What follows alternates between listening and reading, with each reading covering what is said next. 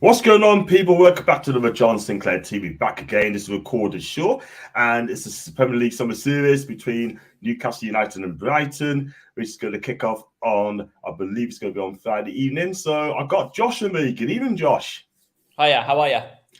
Absolutely fantastic. I was on the high because I've been on BBC Newcastle yesterday for 10 minutes, having me say over the phone, and I'm just so blessed. And it is what it is. So guys, if you like the video, like what you watch, then please like and subscribe. Also hit the notification bell for any future programs. Also, if you'd like to become a member, it's just 99p and you'll be entering the competition draw. And if you'd like to super chat, it is open through the thanks option as well. So Josh, welcome to my channel, mate.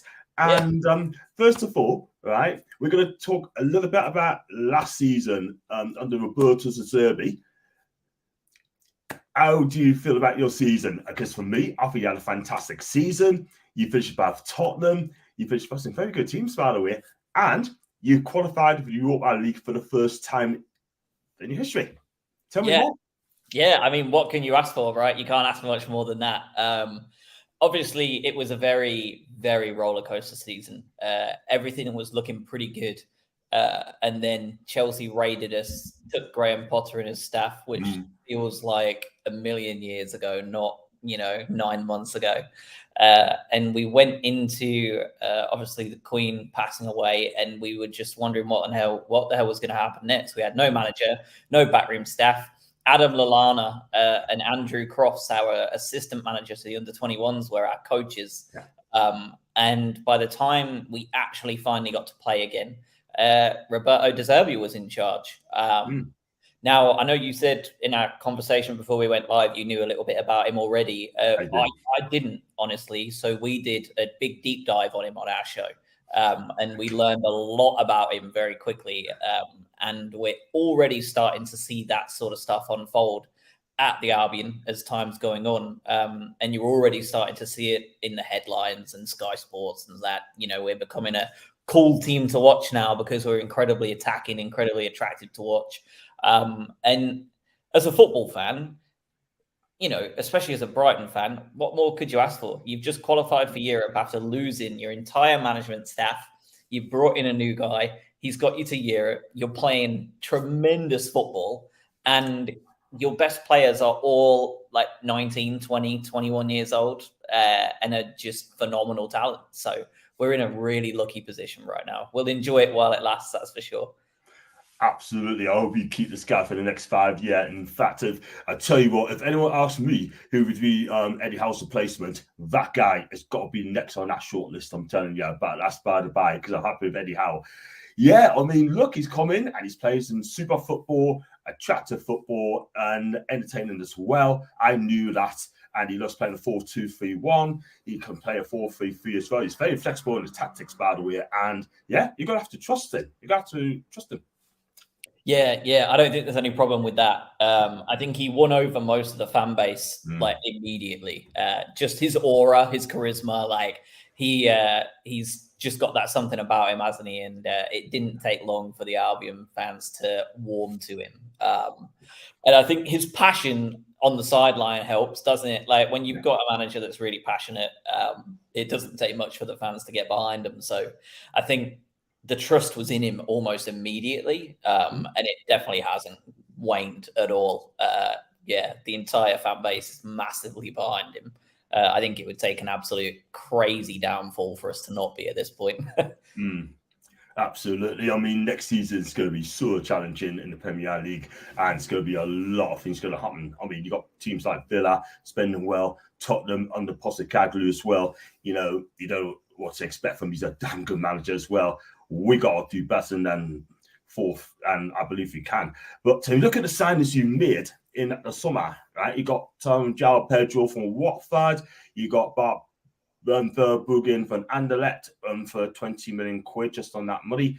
Buonanotte means good night, and the Italian Buonanotte came for around 6 million euros, 5 million quid. I mean, Mahoud Dahoud, I think this guy is going to be a super player. I think you're lucky to have him because he's really good.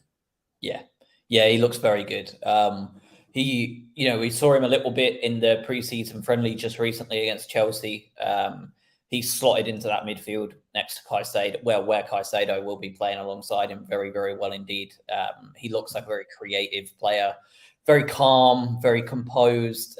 He's very much one of those players that you would consider a replacement for Alexis McAllister, who's obviously headed to Liverpool. Mm-hmm. The big one is João Pedro, right? £30 million transfer record, 21 years old, and pretty much the only bright spot in that Watford side last year.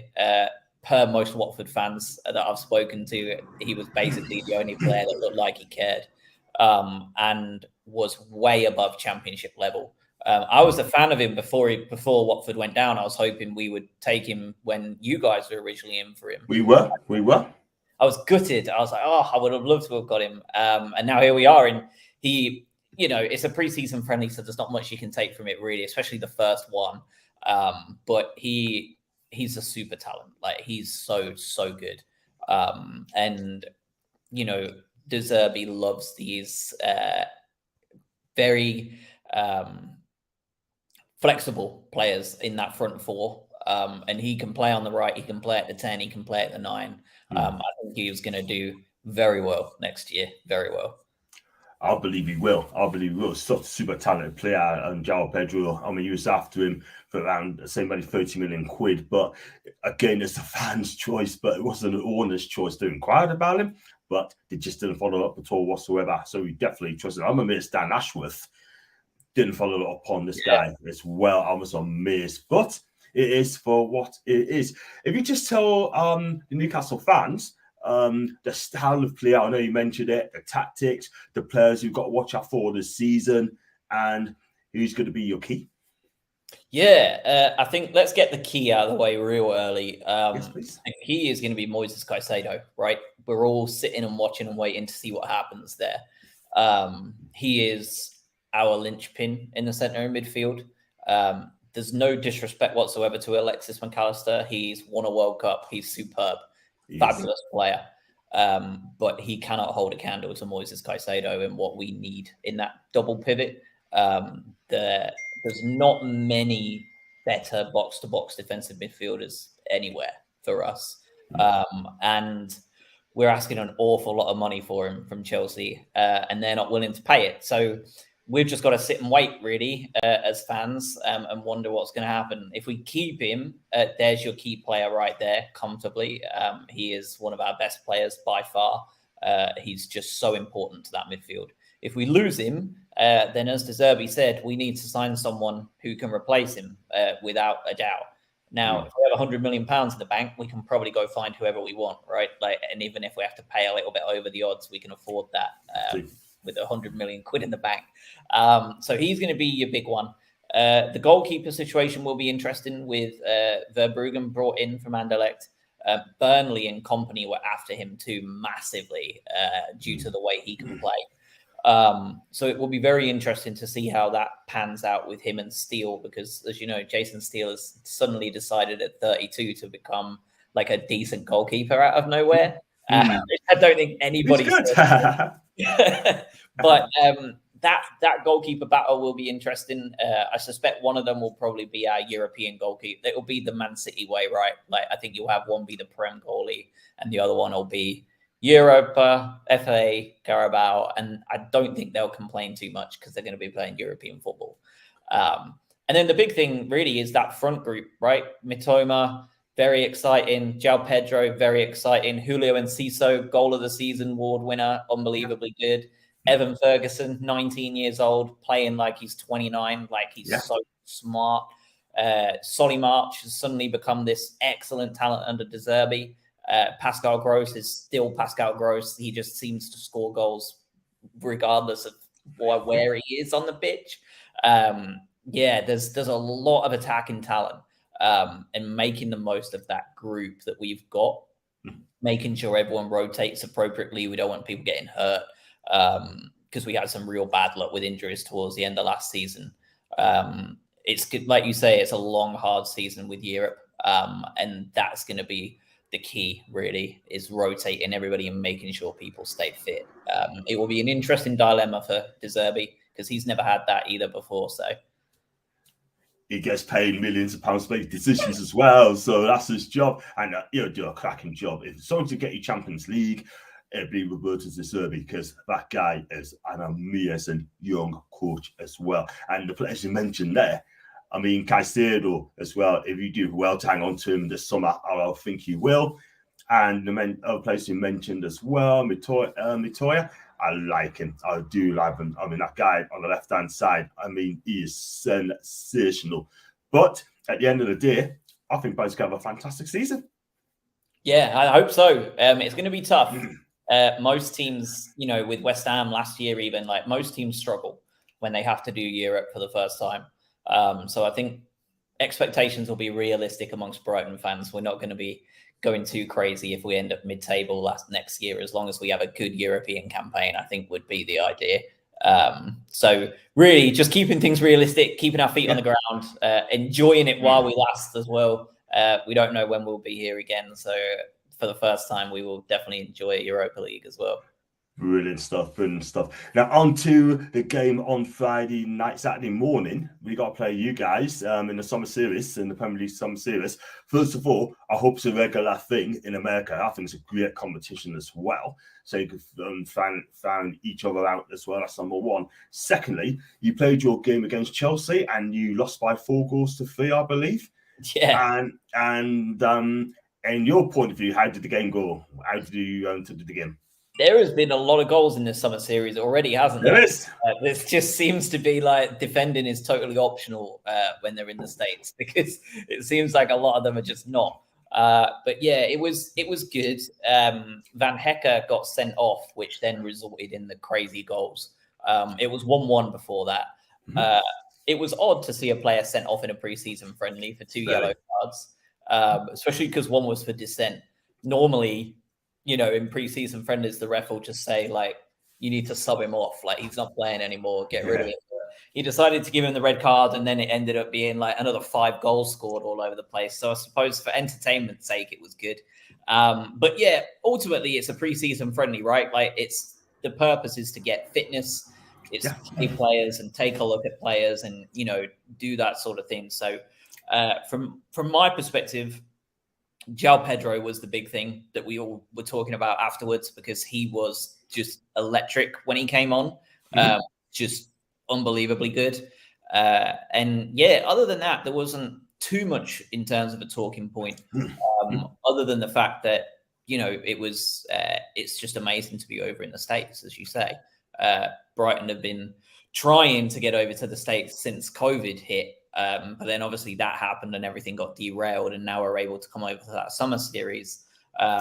You know, as you know, we've got 2 of my co-hosts are living in the US still, and they've been able to go to New York and Atlanta. So the only one they didn't go to was Philadelphia, Chelsea. And there's a lot of Albion fans out in America. You wouldn't think it, but there's a lot of them. Wow.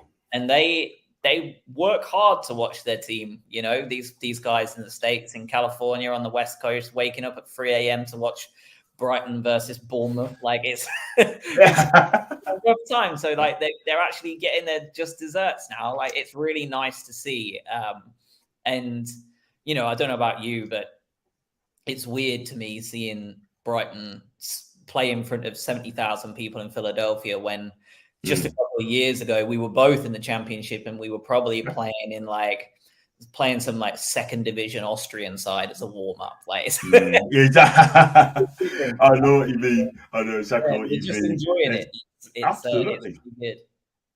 Just enjoy it and just go from there and just live the dream and better things to come. I mean, like, hopefully next year I'll be able to go to America, or wherever Newcastle United is going to play. I'll make sure I book up the last 2 weeks off in July. We'll see what happens in that. But look, at the end of the day, right? I mean, it's all about the fitness, in my opinion. If you lose, I'm not going to get carried away. If you win, I'm not going to get carried away. The most important thing is it's August the 12th, and that is where we've got to be ready. We've got 4 more games left before we've got to play Aston Villa at home. That game was just a crazy game. 2-0 down in the first 11 minutes, came out to 2s each, and then Villa went 3-2 up from a tapman from Buendia, and then Callum Wilson is doing Callum Wilson's things. Tap home, makes it 3 each. You should have got 2 penalties along the way. But how impressed are we with Eddie Howe and Newcastle United? Can we do the same next season? It's a good question. Similar to De Zerbi, right? Eddie Howe has never had to deal with the European campaign, with the new pressure now of expecting to continue to be up in that top group of Premier League sides. He was always very good at Bournemouth, right? Like, we all know this. He was he got more out of them than was ever there, really. He got them playing incredibly well. And he's obviously doing incredible work. Newcastle finished great. I think, things have gone really nicely for both of us. That Spurs were shocking. Chelsea were terrible. Liverpool had a really slow start. The World Cup messed things up. We got really lucky in that respect that we almost finished further ahead than we should be at that point. Not many people thought Newcastle would finish top 4, and certainly not many people thought Brighton would finish top 6. I think most people would have thought Newcastle maybe top 6, Brighton top 8. Sounds about right. But I think with all those teams being shit, it helps overachieve a little bit. So now this season, like you say, Spurs are back with Ange, depending on how that goes. Liverpool are probably not going to start that slow again, right? You would think. Chelsea under Pochettino are a very different kettle of fish. So not only has Eddie Howe got the new world of the Champions League to deal with, as well as the pressures of hoping to finish around that area again, he's also now got Chelsea, Spurs. Looks like we've lost him.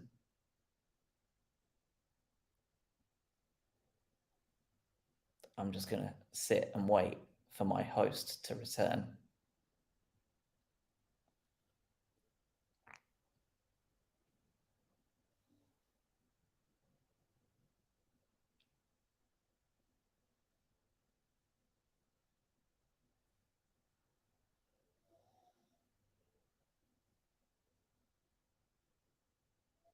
Sorry. No worries. Back again. Bit of a technical itch there. I don't know what happened there. Just went clips like that. no worries. Carry on. Cut that out.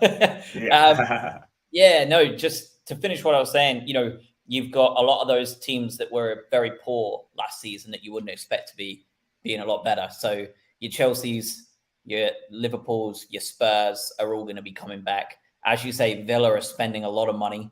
And Emery, frankly, is a superb manager. We all know, I hate to say it, but Emery is a very good manager.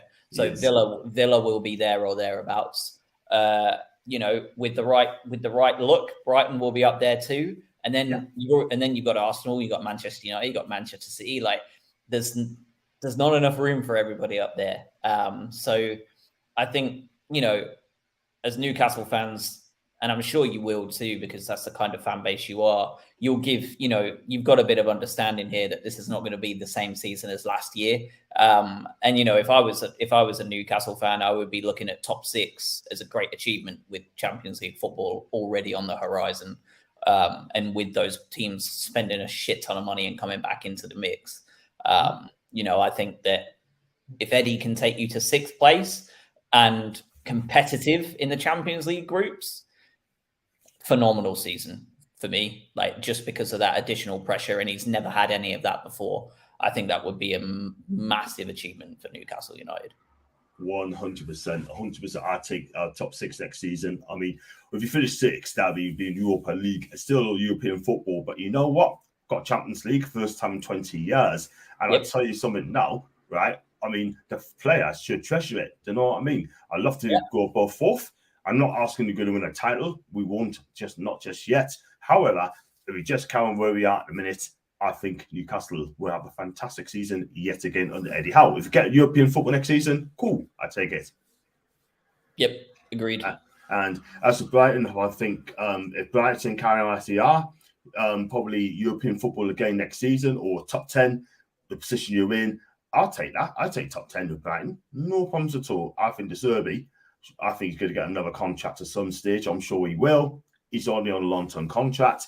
And I just hope he doesn't get poached away from you guys, because I think he is suited to Brighton. Yeah, that's the thing, isn't it? We've just got to keep a hold of him, is the big thing. But yeah, I agree. I mean, I think if we can get out of the group stages of the Europa League, right, like get into the knockout stage of the Europa and finish top 10, that's a superb season for us. Like, we've never been in Europe in our entire history. So to make it to the knockout stages and stay top 10, I mean, when you look at West Ham, who are frankly a much bigger club, right, on paper than Brighton, and they're struggling to survive while playing in the Conference League, it would be a massive achievement for us to finish top 10 and do well in the Europa League. So yeah, I would take that in a heartbeat. Champion stuff. Fantastic. Just a couple more questions. I'll go with you, by the way. First of all, what do you think the score is going to be against Newcastle, against Brighton on Friday night, Saturday morning? Well, if it's anything like the rest of the summer series, there'll be a lot of goals. So I'll say something ridiculous, like we'll go with 5-3 to Newcastle, because Brighton's defenders are currently on arrest. Yeah. Yeah, so I'll take 5-3 Newcastle any time of the day. I think it's going to be a high-scoring game because the Americans want to be entertained, and we're doing it for them with our poor defending from both sides, all sides really. I'm going to go with 3-2 to Newcastle, and we will concede, I can't lie. But at the end of the day, if Paul Dummett plays like he did the other night, we will lose, we will get beat, but he should, for me personally, I'm not going to have a go at him, but I think it's time to start at Newcastle United. That's just my opinion. But on the other hand, I'd love to see Callum Wilson and Isak starting together. I'd like to see Bruno, Tonali and Joe Linton in the midfield three, and then maybe, just maybe, we probably win that game, and I hope we do.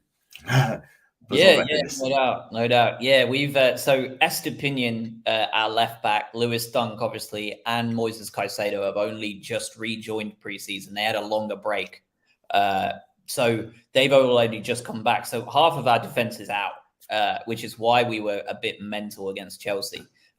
So they're still getting up to speed. So yeah, I suspect there'll be a lot of goals in every one of that. We've got Brentford tomorrow as well. I suspect there'll be goals everywhere because we don't have a lot of our back line available to us, and we can score a lot. So it will just be mad. It will be, well, Kevin Keegan ball, right? Like back in the day. They'll just Exactly. I think the defence in the Premier League, they say, is the most entertaining league in the world. I mean, I love Italian football, but I mean, the Premier League is the most watched league in the world, in my opinion. And you know what? You go to a place like Thailand and Singapore, you go to Asian countries, you're going to heard of the top 6 clubs. You're not going to heard of Brighton. If you say Brighton, they wouldn't really have a clue, which I think is disrespectful, but they should be studying. Yeah. I suppose, well, with the exception of Japan now, who are absolutely obsessed with us with Mitoma. But yeah, you're right. Most of the other places wouldn't really have a clue, would they? But no. Japan are Brighton mad right now with Mitoma playing for us. There are so many Japanese tourists rolling up to the Amex when they can get tickets. So, which is always fun to see. A lot of new people coming in and watching football. So. Champion stuff, fantastic. And just for the last question, I know you got a scoop. Where do you think you'll finish at the end of the season? And Newcastle will finish as well. Yeah. So I honestly think that we will make the quarterfinals of the Europa. I think we will make the semis or the final of one of the League Cup or FA Cup. Not sure which one. I think we'll have really good cup campaigns. And I think we'll finish 12th in the Premier League. And I would take it. I would take all of that. I think that would constitute an excellent season for us. If we can somehow do the unthinkable and win some silverware, like you won't be able to speak to me next season because I will just be dead. Like that will be that would be done. But yeah, I'm optimistic. I mean, you'd be crazy not to be really. I'm obviously very optimistic, but keeping my feet on the ground as much as I can. For Newcastle, it's so hard because you're in such a similar position as us with just a lot more resources available to you. So I would probably say, a good run in the Champions League or a respectable run in the Champions League. And then, same as last time, get to a cup final, maybe win it this time would be nice as long as it isn't against us.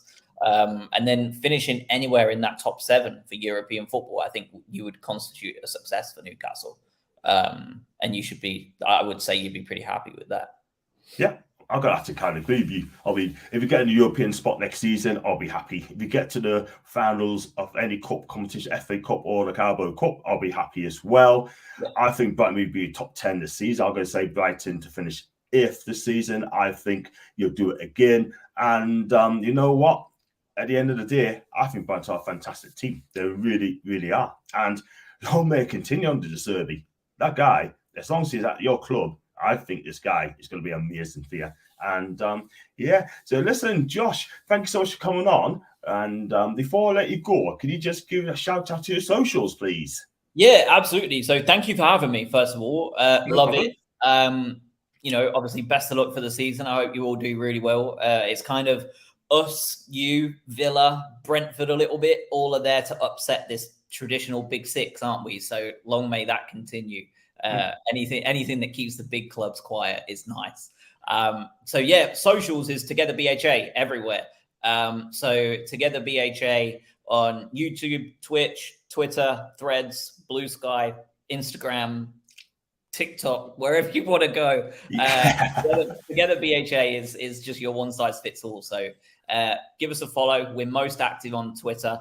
And then whenever we do our post-match shows and our podcast episodes, they're always on YouTube and Twitch as well. So fantastic. And the links are in the description as well at Together BHA. If you follow him on all socials, Twitter especially, he'd be happy to follow you back. And if you like the video and like what you see, make sure you smash the likes, hit the subscribe button as well, please. And also become a member at just 99p. And if you like to super chat, you can use the thanks option as well. And that is the end of the Newcastle Brighton match preview for the opposition side. And I wish you all the best of luck for the new season, Josh. And we must get back on again, mate. Yep, absolutely. Happy whenever you are, mate.